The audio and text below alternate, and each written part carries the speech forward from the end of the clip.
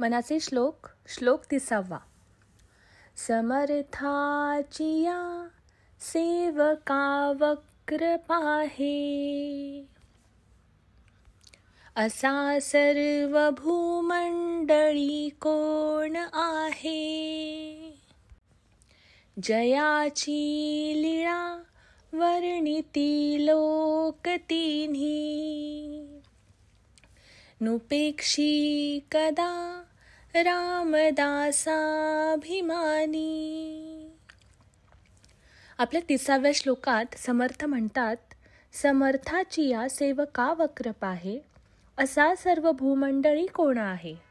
याचा अर्थ प्रचंड सामर्थ्यवान अशा प्रभू श्रीरामांच्या भक्ताकडे वाकड्या नजरेने पाहू शकेल, म्हणजेच श्रीरामांच्या भक्ताला जो कोणी त्रास देईल असा समस्त जगामध्ये कुणीही नाही.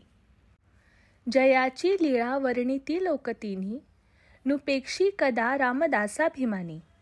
याचा अर्थ तीनही लोकांमध्ये ज्याची लीला गायली जाते असा भक्तांचा अभिमान बाळगणारा राम आपल्या भक्तांची कधीही उपेक्षा करीत नाही.